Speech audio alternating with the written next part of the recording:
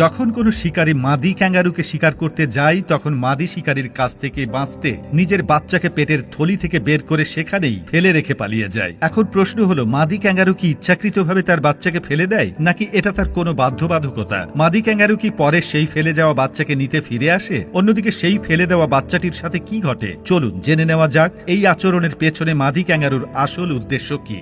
সবার আগে মাদি ক্যাঙ্গারুর কিছু গোপন তথ্য জেনে নেই যা আপনাকে অবাক করে দেবে। এত বড় মাদি ক্যাঙ্গারুর গর্ভাবস্থা মাত্র 30 থেকে 36 দিনের হয় এবং 30 থেকে 36 দিন পর মাদি ক্যাঙ্গারু মাত্র একটি চীনা বাদামের সমান আকারের 2 সেন্টিমিটার লম্বা এবং 1 থেকে 2 গ্রাম ওজনের একটি বাচ্চার জন্ম দেয়। আর সেই নবজাতক বাচ্চাটি তার মায়ের শরীর আঁকড়ে ধরে থলিতে বা পাউচে চলে যায়। এরপর থলির ভেতরে সেই 2 সেন্টিমিটারের বাচ্চাটির বিকাশ শুরু হয়। থলিতে গিয়ে বাচ্চাটির সঙ্গে সঙ্গেই তার মায়ের স্তনবৃত্তের সাথে যুক্ত হয়ে যায় এবং সেখানেই তার আসল বৃদ্ধি শুরু হয়। অর্থাৎ অন্যান্য প্রাণীর বাচ্চারা মায়ের পেটে বড় হয়, কিন্তু ক্যাঙ্গারুর বাচ্চা পেট থেকে বেরিয়ে মায়ের থলিতে বড় হয়। বন্ধুরা, যেহেতু আপনি ভিডিওটি দেখছেন তার মানে আপনি পেজের একজন সম্মানিত সদস্য।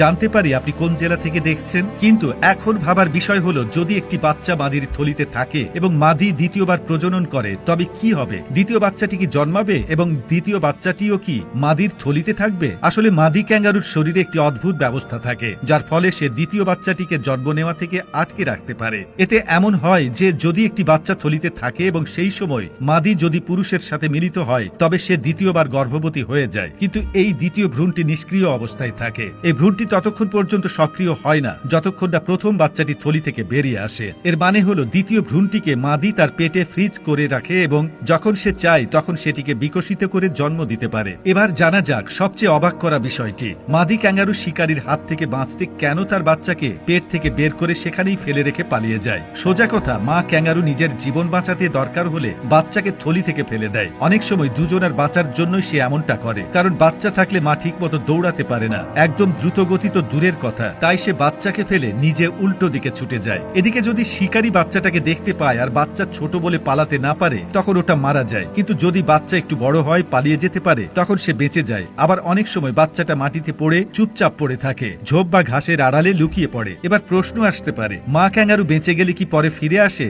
হ্যাঁ, আসে। যদি মা দেখে শিকারী দূরে চলে গেছে সে বারবার পেছনে তাকায়, মনে হয় বাচ্চাটা কাছেই আছে, বেঁচে আছে, তখন সে ফিরে আসে, ঘাস আর ঝোপঝাড় শুঁকে শুঁকে বাচ্চাকে খোঁজে, আর খুঁজে পেলে আদর করে আবার থলিতে তুলে নেয়।